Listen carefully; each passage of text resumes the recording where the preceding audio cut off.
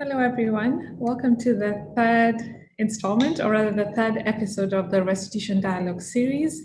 It's crazy to believe that this is our third episode, which means we launched the project 3 months ago. And it's wonderful to have you all here supporting this work and joining us for this discussion. By way of introduction, Open Restitution Project is an Africa-led project, Africa-centered project, started by myself, Chao Tayana, and my colleague Molemo Muiloa. And we're looking to open up access to information on restitution of African material and culture, but also to empower all the stakeholders who are involved in making knowledge-based decisions within this process. The project is divided into roughly 3 main phases. The first one is the Open Restitution Dialogues, of which this is our third episode. The second phase is what we'd like to have as a research phase, an in-depth research phase to find out what are the needs of African practitioners and institutions within the restitution discussion. And the third phase is an open data platform to aggregate and collate all the information we are building and collecting around restitution. So for us, Open Restitution is many things. It is a platform, it is an experiment, it is an attempt, but it is also a discussion that centers the needs and experiences of African practitioners, which we feel had been left out or were not at the forefront of this debate. So without much further ado, I'm going to welcome my colleague Molemo, who will introduce our speaker of the day and take the discussion away. Thank you. Thank you, Chao. Hello, everyone. My name is Molemo Muiloa. And as Chao says, we're still very much in the early phases of this project and are kind of itching to go with some of the other sort of parts that we're hoping to bring to the project. But for the time being, are very much focused in beginning the conversation, initiating a conversation that is really about a kind of Africa to Africa engagement around what restitution really means for Africans. Responding to the challenge that often these conversations are actually coming from where the objects and human remains are currently held, i.e. Europe and North America. And actually their needs are often different to our needs. And so we need to be having a conversation for ourselves about what restitution really means for us and what we wanted to be able to do, and what are the key conversations that we need to be having about it. And what does it mean, I suppose? And today we have Hadji Malick Ndiaye, who is a great voice to bring to this conversation, as he has a lot of experience with this. Just by way of very brief introduction, Malick has a doctorate in art history from the University of Rennes, has been a postdoctoral fellow and other kinds of fellowships at multiple universities internationally. He's currently a researcher at IFAN at Sheikh Anta Diop University in Dakar, Senegal, and the curator of the Théodore Monod Museum of African Art. He's also holds a number of leadership roles in various kind of African studies and museums, sort of entities on the continent, as well as being the artistic director of the Dakar Biennale for 2020, now postponed obviously due to the nature of this year. He also is an educator, a writer, a theorist, and sort of all-round public intellectual. And I think brings a really interesting combination of a kind of art history background and kind of theoretical positioning around some of these questions, but then also very practical experience of what it means to work in African museums and to think about kind of the role of African museums in the restitution kind of conversation. And I think for Chao and I, also quite important to be engaging with people across the continent. It's a huge continent and they're very different positions. And so Malick is also our first man and our first speaker from Francophone Africa as well. So you're bringing the representation in this case. So welcome, Malick. Thank you very much for joining us. And maybe if you can really just start off giving us a bit of a sense of your engagement with the restitution debate so far, kind of what has been your experience of it, what have been the things that have been sort of important for you, and what you think is missing in that debate? Thank you so much, Molemo. Thank you so much, Chao, and good morning or good afternoon, everybody who are listening to us. And I would like to thank for the invitation and to congratulate you for this initiative, because I think that it is a very important platform to discuss and exchange idea about museum, art, history, or museum, or the profession of museum and restitution also. And it's also very important for me because it is a kind of connection between many networks in Africa beyond the language border. So between African and Francophone speaking, French speaking, and English speaking, it's a very great initiative. Oh, to answer to your first question, thank you for the presentation. I think that it is a very overall and complete presentation, because I have many activities and many specialization. I am at the time, because I have two training, to education, to formation, because I am graduate, because I make my thesis doctorate in art history, but after that I was in the school of curating in the National Institute of Cultural Heritage, so in Paris. And it is important for me to have this dual perspective, because it permits me to take the very question, the real question of restitution, and the real question we face on museum on the continent. So to come back to your question, I would like to maybe to come back how I come to be interested by this question of restitution. I think that one of the, or two of the most important things in my experience was first the training I made in the National Institute of Cultural Heritage, where I take the occasion to go in many museums in Paris, in many storage, to visit and to meet many professionals.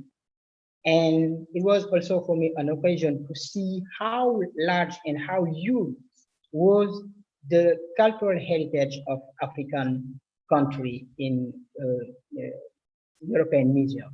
It was the first thing.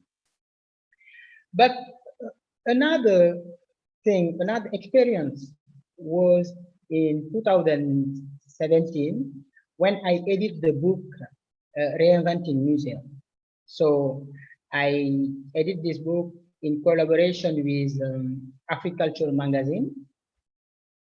And this was a very important step for me, because for the first time, I began really to think about restitution and to think about museum in the African continent. This book has increasingly interest in the question of museum, has place for exhibiting art objects, and the issue that arise from it. Because in this book, many experts participate, and we took the occasion to explore what ethnographic museum means, what historical museum means, and what does it mean to have an ethnographical museum in Africa post-independence, for example. In this question, in this context, the question of restitution came to us, and this topic was in connection with the necessity to build new museum in order to protect the actual and contemporary production, artistic production in the continent. So the need to build a new museum is somehow a great responsibility. because it permits us to not repeat the history. Because we can say that all these objects that are loot and conserved in the big storage of European museum was in the time of colonization. But now we have many artists who product, who create, and those artifacts also should be protected, okay, should be shown in our museum. So this reflection from our history meet the reflection on cultural heritage. And for me, it was the first experience with after my doctorate and after my formation in the National Institute of Cultural Heritage. It was very good for me to have this consciousness of the necessity to think about museum, but to think about it from the continent.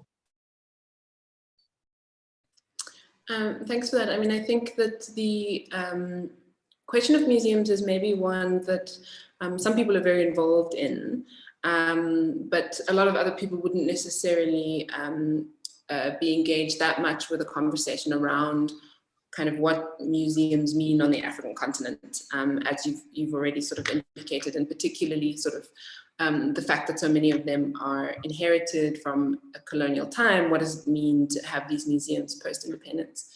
From your position, what do you think is the connection between sort of, I mean, what for you does restitution mean? We often use the word return. Some people have talked about loans. What would restitution really mean for you? And maybe if you can speak a little bit to kind of what that means for museums as well. There is kind of, I think, a bit of an assumption that things that are returned from European museums should move to African museums. Maybe not so much with human remains, but certainly in many cases with objects. What is that the kind of automatic question? What is the role of museums based on your definition of what restitution really means? Okay, thank you. During all these debates, first I should say that the debates about restitution is not new. It is an old debate, and these debates always in the history we used to have two terms, return and restitution. The difference or the contradiction between these two terms is not new, because in 1978 UNESCO organized a meeting with many experts in Venice, in Italy. And during this meeting, the expert, for the first time, made a recommendation to UNESCO to create a committee for the return or for the restitution of objects if those objects are taken illegally. It was in 1978. And this committee was created finally. And this committee began his work, you know, and but finally, you know, this question of restitution was closed until the discourse of the speech of Macron. But to come back to your question, to restitute something mean to give back to the rightful owner something that was taken illegally. That's why in the first committee of UNESCO, they say return to the country of origin or restitution in case of if the object was taken illegally. So to restitute something is to give back to the rightful owner some object which was taken illegally. But return does not necessarily take into account the notion of belonging, because when you return something, it means that you are not the owner, the right owner. So return does not necessarily take into account the notion of belonging, which is contained in the term of restitution. This is why, there is a big contradiction in the Macron speech in 2018, because Macron say that he would like these next 5 years to operate temporary or definitive restitution of the African heritage content in French museum. I discussed with some lawyer and jurist, and they say do not know what the notion of temporary restitution means. Because, when you restitute something that you take illegally, there is no temporary restitution. So restitution is always definite. So to answer to your question about, the definition of museum and restitution, I believe that with this new debate, the restitution will be an occasion to promote a rebalancing, to have a new equilibrium, to a new balance of relation between African and European states. On the one hand, restitution pose the challenge to African states to better attach an importance to museum policy, because they will provide their institution with adequate technology. The restitution debate is also positive because it will contribute to a real awareness of heritage and its impact on society. This will enable both the state that restitute, so the European states, and the states that receive the African states, to better redefine the term of their cultural diplomacy, for example. It must be also, we must be also clear about this, because in the debates, many, European colleagues say that we would like, I mean, African curator would like to take over all the objects that are now in European Museum. I think that it is not the question. It is a situation that is not interesting in itself, because the object, as you know it, are also cultural ambassadors. So for me, restitution finally has a great signification because this object made by the elders can help us now in the 21st century to express our deep personality and our historical, knowledge, and help us to forge a national identity. They allowed also society to recreate themselves, because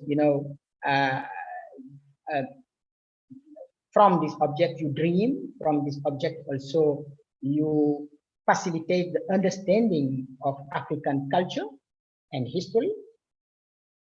And for me, like an art historian, these objects also are very important, because when those objects come back in our museum, it will help our research to make new connection in art history. We don't know. And our students also to be directly in contact with this heritage, and it enrich also the creative diversity of our artists. So the debate of restitution is very important, because we not discuss about only object. we discuss about many axes that are deeply rooted in our culture, humanity, identity, memory, and history. We had a brief conversation, you and I, about the fact that this debate is an old debate, and a lot of the same things keep getting repeated in the debates. This question of whether if it's on loan or if it's a full restitution, these questions of whether Africans are ready to handle objects, all these kinds of questions come up over and over again. And often those questions are questions led by a kind of European agenda, I think, in the sense of, you know, the idea of whether objects can be looked after comes from a very particular kind of understanding of what it means to look after things within a kind of museum sort of framework. And so a lot of those questions are kind of informed by the cultural and historical and traditional concerns of Europe. In comparison, it's been quite a limited discussion since, say, the end of AFRICOM and the fact that AFRICOM has not been so active. There's been a relatively limited conversation about kind of an African consideration and the kinds of questions that emerge from the African continent about restitution. What would you say are some of the key questions or the key issues that in this old debate that keeps getting repeated are not being repeated enough, or are being discussed but in maybe not quite the right way? Are there kind of one or two thoughts that you have that need to be brought to the forefront in terms of this debate? So I think that in these debates, we have many levels and many things. The first part of the debates, all the colloquium, symposium, or conference was in Europe. We have few contradictions in the continent, and we have few great meetings in it. But we began now many months ago to have discussion in order to address the right question. One of the things I would like to to say is that we must be careful, because we have in this discussion everybody ask a question to the world from his own space. And we should first,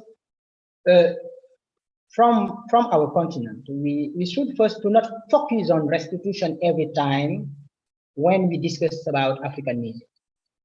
Because, sometimes it is only restitution when we discuss about African music. And if you continue like that, I don't think that it will be a good thing, because we'll miss many important questions too. If you notice, since 2018, yes, several meetings have taken restitution as their theme, because every great institution, museum, think that it must put it on the table. And restitution at long seemed to fall into the glamour of the fashionable debates of ideas. And many great intellectuals, went in Europe, go in great university to do some conference. This situation lead the scientific reflection into the guideline of the political agenda. Given this reality, it is important for Africans to take the debate from their own position. So for me, it is important to not be always trapped in the parenthesis of restitution, because we have many other questions that we can discuss about our museum.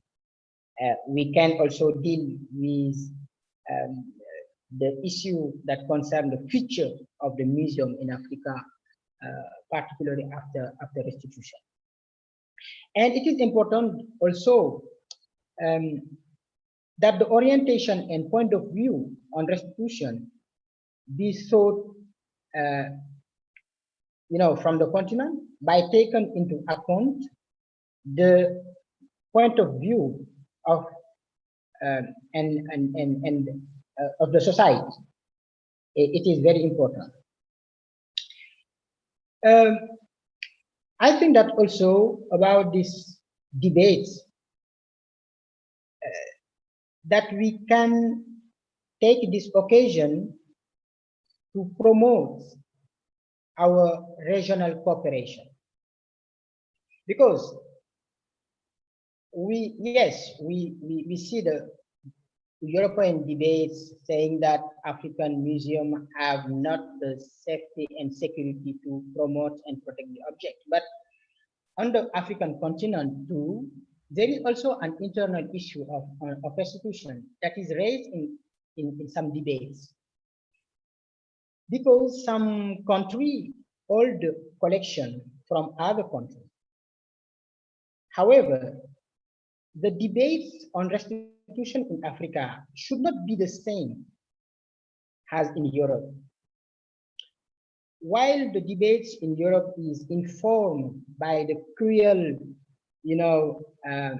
way in which cultural heritage has been looted during the colonization, in Africa we must explore the point that allow us to consolidate the African Union. It is one point of the debate that we must raise here in the continent.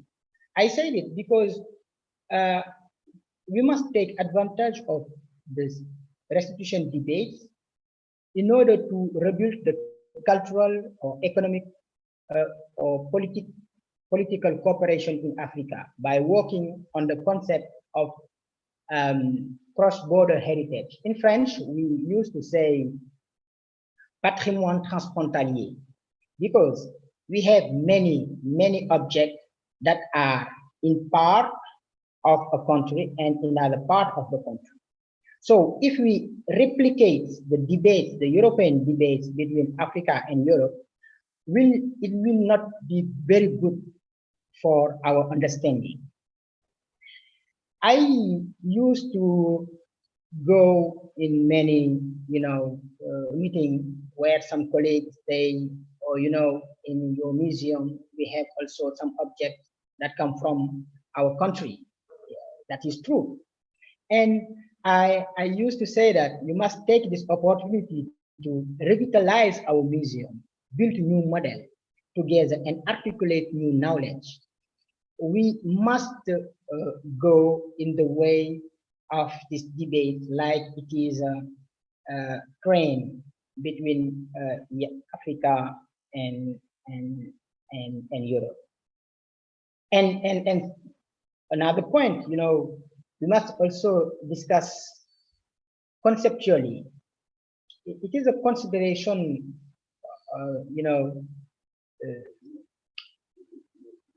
because we have to talk about return and restitution, but we must also discuss conceptually all this war. It's good that the Kelvin Sarr and Benedict Savoy have done this report, which was very clear about it.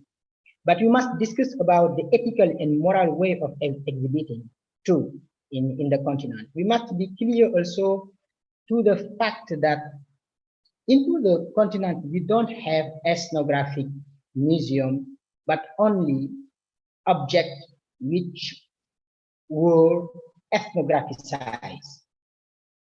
And if we should share our object,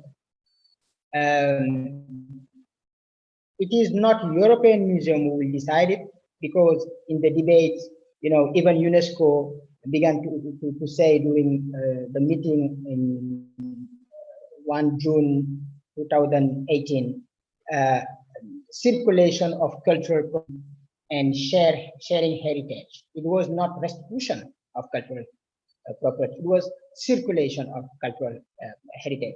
Yes, it's good to make cultural heritage circulated all over the world because the object, as I said, are also ambassadors.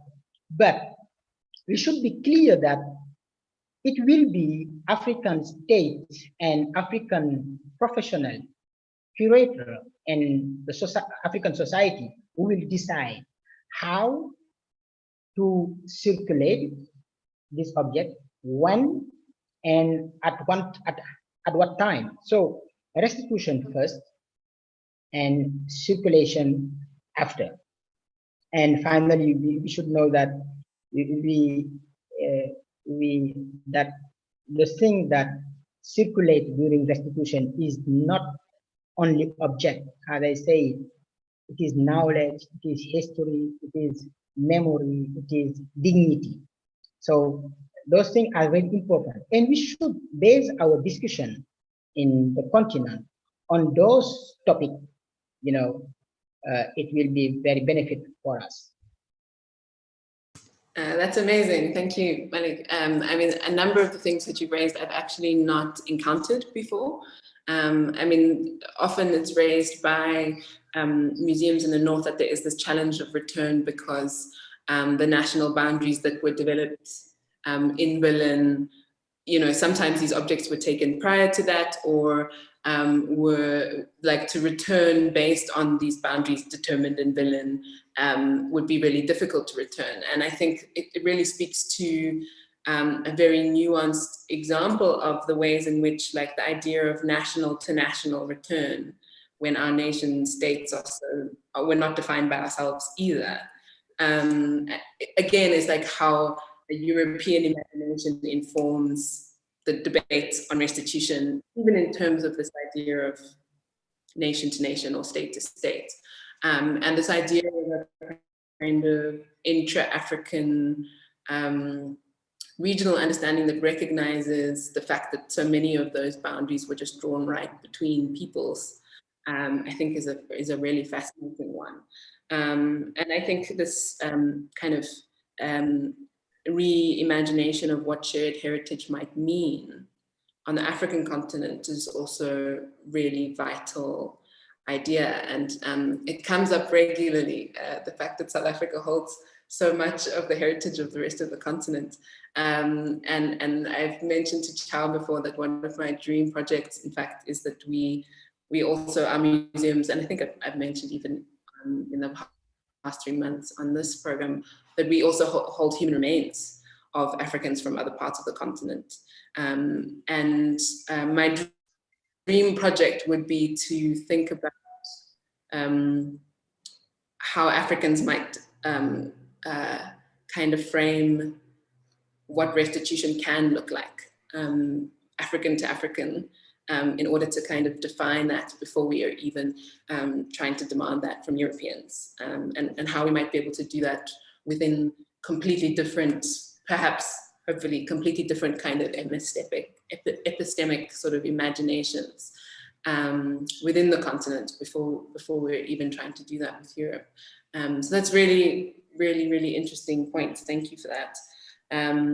You mentioned this point earlier of rebalancing the relationships between Europe and Africa, and you've mentioned again this kind of need to very specifically determine who decides, and like who has the right to decide what happens with the circulation of these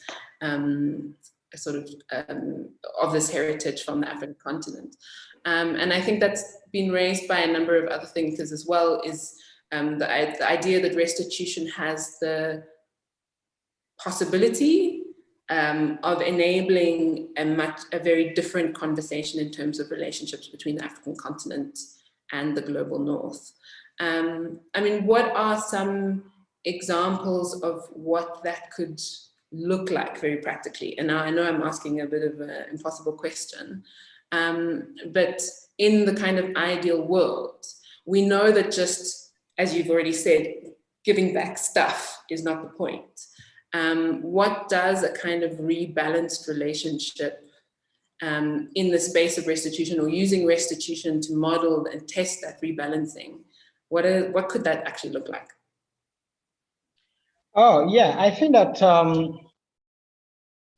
one of the very interesting things we began to do in order to rebalance the relationship between African and European states must be proved during what we used to call itinerant exhibition.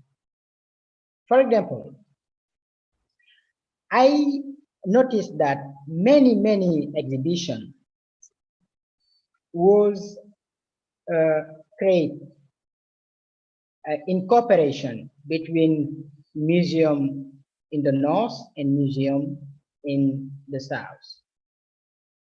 But it was only in one direction. You know, because the European Museum, American Museum, for example, can imagine that some object was loaned from African Museum, taken and exhibit in New York or in Paris. But in many occasions, you don't see the contrary. You know, this cooperation is not a very good cooperation. And with the opening of the Museum of Black Civilization, I hope that we will have this reéquilibrage, this rebalancing of relationship. Because when you look to the past, we have a great museum, which name was Musée Dynamique, the Dynamic Museum, which was built by Senghor and inaugurated in 1966 during the first Festival of Negro Art. And this museum have organized many great exhibitions in the past with the artworks of Picasso, of Leonardo da Vinci, of Soulages, of Manessier, of Chagall, the great artists at those times was exhibited in Dakar. And Dakar was the capital of the world, the cultural capital of the world. And at the same time, we have at this epoch many objects from our museum who was loaned to be exhibited in French museum at those times. This is what I would like, it is one of the examples to answer to your question of reéquilibrage, of rebalancing. It is very important because it is a question of respect and consideration and, confiance. Because if the European Museum continue to say and to think that African museums are poor, African museum can do anything, African museum have no professional, without having a new consideration of the reality now, which is not the same when we talk about the 1980s. So we are not in in the good relationship. So for me, it is one example of what we can do in order to have a rebalancing, of relation between countries. Thank you for that, Malick. Just to say that we're opening up for questions now, so people are welcome to put their questions in the chat box, and we will address as many as we can. And I do have a few more questions for you, but I think we'll move to sort of one comment which has come from Kwezi Gude, which is, he says, I have been saying the discussion of repatriation has to be accompanied with a discussion on the concentration of archives and knowledge around certain countries and certain cities. Secondly, it has to be accompanied by a discussion on reparation. And I don't mean piecemeal cultural funding here and there. I don't know if you have any comments on both these points. I mean, one, you have already pointed to the need for kind of knowledge production and the potential, for example, of researchers to work on this material. But of course, what Kwesi is pointing to is that, yes, objects were taken, yes, people were taken, but also archives and certain kinds of knowledges were also taken, if you have some comments about that. And if you have any thoughts on reparation outside of a little bit of cultural funding here and then there from a kind of European cultural agency. Do you have any thoughts on this idea around archives or reparations?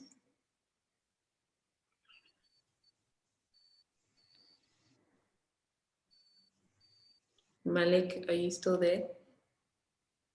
Yeah, it's can you repeat the question, please? Yeah. Just I don't heard all the question. No. Okay, I'll try and make it short because I also make it too long. Just the idea that there's also the need for the repatriation of archives and knowledge together with the objects. And if you have any thoughts on this idea and any sort of experience and knowledge on this. I mean, I know that, for example, the sword was returned to Senegal recently. To what degree is there kind of academics working on this and knowledge being produced around this? Are there archives that you know of that need to be returned? Yes. So when I consider that objects are somehow archived. Cultural good, I mean. Sometimes, you know, in the French-speaking country, we used to talk about object, but behind this object, we use the term art object, you know, and that's why sometimes the debate was not a little clear.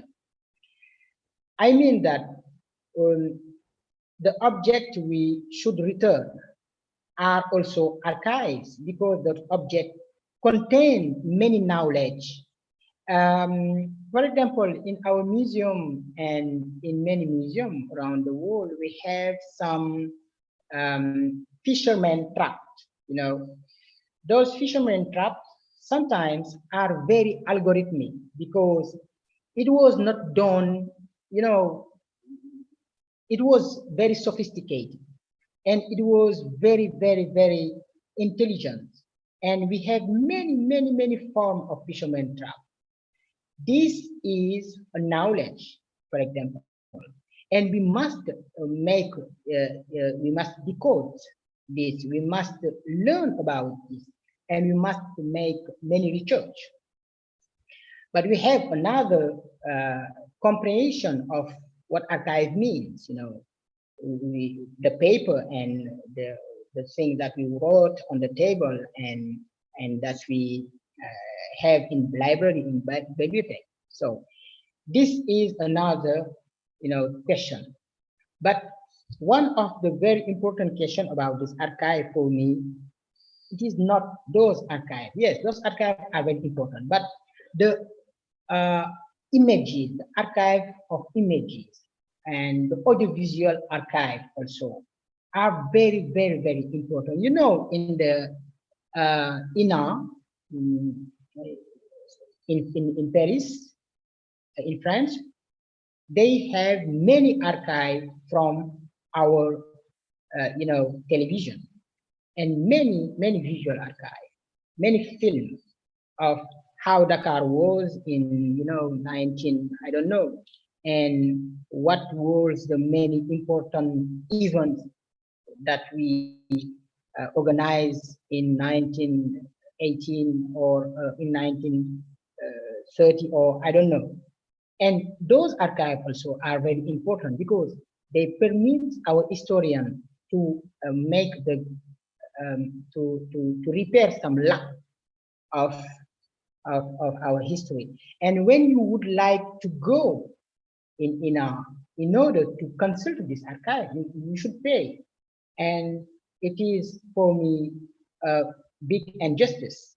And that's why restitution is more large than given object, because I prefer that to say that in restitution we give knowledge also. Thanks, Malick. I mean, I have a question that's maybe not so well formulated, but I think it's important to bring to the conversation, which is that, often I think there is such a strong divide between Francophone and Anglophone Africa. And we regularly find that programs that are run on the continent don't necessarily have that much crossover between us. And I'm really struck by you raising this, I think you said Musée Dynamique or something like this by Senghor, and like these traditions of negritude and of the Negro arts festivals of those early decades, and this long kind of philosophical tradition of this kind of knowledge production and thinking through our own traditions to kind of reimagine what Africa can be. What are the things you think we're losing because not enough Anglophone Africans speak French, and more Francophone speaking Africans, I think, speak English. So there's probably more crossover that way. But what do you think we're losing by that divide? What are the kind of potentials when we speak to each other more? Maybe relating to the question of restitution, for me, I think because I used to learn a lot about papers that written in the English-speaking states in Africa, comparing to French-speaking states and paper, I think that the debate in French-speaking has not evolved because it is the same conduct in France. And in France, the debates come back to the same topic relating to the capacity of African museum to host object or to their safety or their security. Even if in the meantime we have many African museums who are probably evaluated, and we know about the security that are discussed in French-speaking country, and in France also. We know that African museums are probably not the only place where objects are disappearing. And it is sad to notice that this topic is not relevant in the French-speaking, paper and country. So I think that the debate in English-speaking is very relevant in some way, because sometimes we discuss about the future of museum relating to restitution, but about the future of museum. And I would like that our debates become on this level, because we should go out the line of the debates of 70s.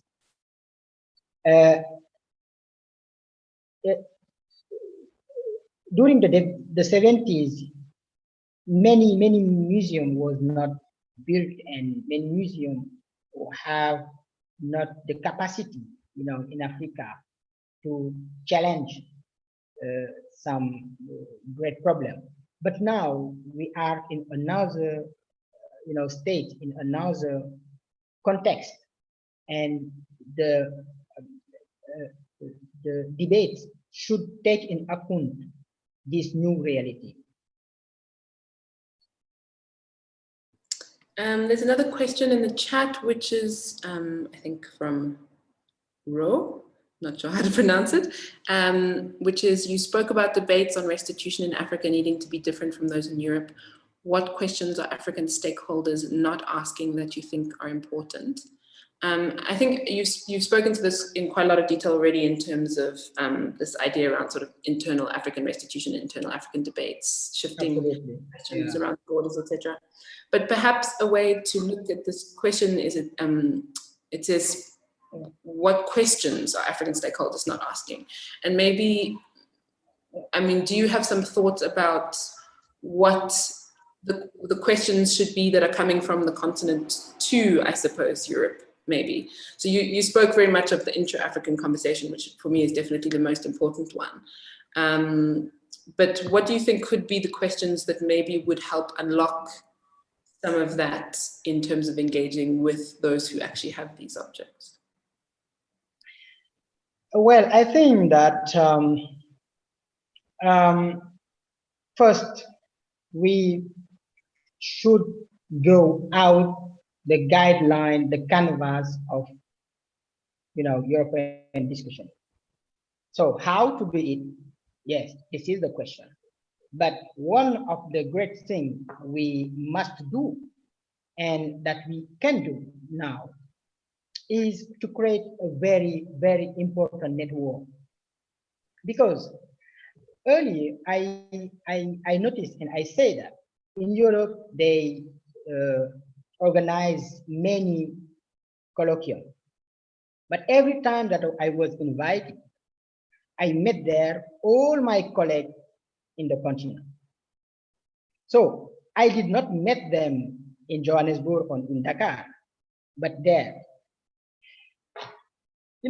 We must address to ourselves this question: how to make South-South connection, how to make South-South collaboration and scientific collaboration in order to raise great meeting. And when we do it, in our perspective, the question we will ask will be question that will be surprised by those questions, because maybe I will ask question about how our museum should collaborate, how our museum should construct or restructure new model, how can a museum must function in the continent, in the local context. We have many experience in some country in West Africa. For example, we have created those things we call banque cultural bank in Mali, for example. A cultural bank is a museum, a form of museum, but a form of museum that is fit in the consciousness of African culture and of African organization. And I think that the question, because our institutions are deeply rooted in a historical and cultural French history, intellectual and cultural French history, it is very difficult to have to address question when we are in this canvas. So we should begin now to make connection, South-South connection, to have maybe relevant idea from our perspective, from our point of view. I think also that there are just some conversations that can only happen amongst Africans to some degree. And I think the kind of image that comes to mind is parents there's some conversations they can't have in front of the children. It's like there are some very difficult questions, I think, about restitution.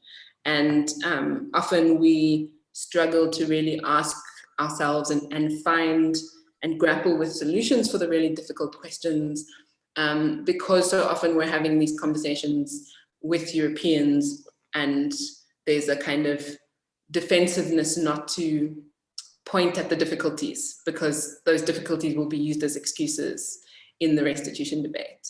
And I think, you know, things like what you're mentioning around the need for more regional cooperation, those kinds of solutions can be more easily engaged with and found when there isn't the anxiety of admitting that some of these things are really difficult, you know.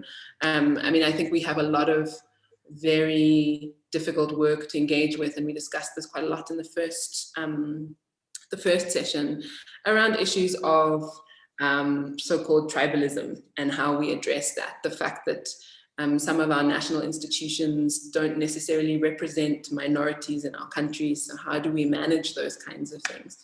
I think those are some of the really difficult questions that are really vital when thinking about restitution in the definition that you gave us for ourselves from Africa, that become quite difficult conversations to have if you're sitting in Berlin or Paris, I think. But we should engage this discussion, because now you know that we have many communautarist museum communautaire. In many countries, we began to have this kind of museum. So the fact that the government or the state do not represent some minority in museum was a very serious problem. You know, it was true. But now the government in the 21st century have not only the power and the capacity to tell the history or to organize the history, because we are in another, you know, century, and you know, our continent now is not like in the 60s. So I think that it is a good thing that the possibility to have in Central Africa or in Cameroon or in Dakar, in Senegal, many associations, many society who organize their own museum is a very good thing, you know, because we don't have the state who have only the centrality of how to tell the history. So I don't think that it is a very difficult thing now like it was in the past. So we can deal with it. We can deal with it because we have now this cultural diversity that can express himself in all this media, you know, internet or many other support. So we have more democratic, you know, way to organize ourselves. But the problem here on the restitution is that in these debates, restitution cannot be between state and society. Restitution will not be between France as a republic and some minority here or in Gambia or in South Africa. You know, this is a problem. But it is also good because our country have been composed by many minority or many society, and all this diversity come over in the same identity of the nation state, the state nation. So it is more easy in terms of relationship that public collection in France, for example, or in Germany, give the cultural heritage, so restitute the cultural heritage to a Senegalese state or a Malian state. But we hope that if it will be done, the states will, you know, take this object of the minority like object in which all the community composed by many other society will be recognized as the object of national identity. So the question of minority, in my point of view, can be solved in the discussion and also can be solved in many ways, because every single object in the modern nation states is also the object in which, through which many people who are not probably in this, minority or society can be recognized as an object who represent their nation. Yeah, and I think that there are more and more, even national museums. I know that there's been some really great work in Uganda, for example, Kenya as well, where there is more exploration by really innovative museum practitioners, curators, to try to connect to community museums, to try and kind of engage with a wider sort of approach that moves beyond the walls of the museums. And I think that we are very slowly, but we are starting to kind of enable other kinds of circulation that might make that possible. And I note your word, we hope that our nation states can manage that kind of work. We've kind of come to the end of our time for today's webinar. As we say at the end of every session, that we tend to keep them quite short. So thank you very, very much, Malick, for joining us today. I don't know if there are any last thoughts that you just want to sort of end off on in terms of kind of the future of restitution. I think you said something really important earlier, which is to think about what happens after restitution. What do our museums look like after restitution, which I think is a very useful way to kind of imagine what restitution needs to be. Any closing words from you? Oh, thank you. I think that, the very good question is what museum look like after restitution. We should begin to work about this, and we should consider our museum like, in a intemporal way, and restitution is only a parenthesis. Yeah. Yes. Museum can work on the history of object. Museum can redefine their models, museographic form and device. A museum can reflect on the conservation policy and the historiography of scientific discourse. All these devices are normative device coming from UNESCO or some other great country. Museum in cooperation with our university and university research can help to restructure the concept of museum and how to organize itself in Africa through a definition of its function, of its, how to present object, how to involve community, mediation, conservation, reception, and exhibitions. I think that all those things should be redefined through the way of each single country in Africa, which are very specific with his minority, with his society, and this question should be, discussed in all over our country, in the continent. Thank you so much, Malick. Thank you very much. And thank you everybody for joining us this evening. We're actually kind of really coming to the end of this series of webinars, which kind of had served as the launch or the beginning of the Open Restitution Project. And so next month will be the final webinar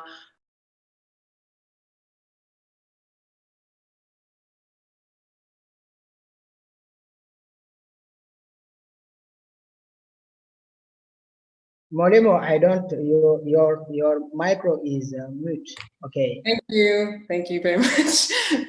They say that that's the main sentence of 2020 is you're talking with your mic on mute.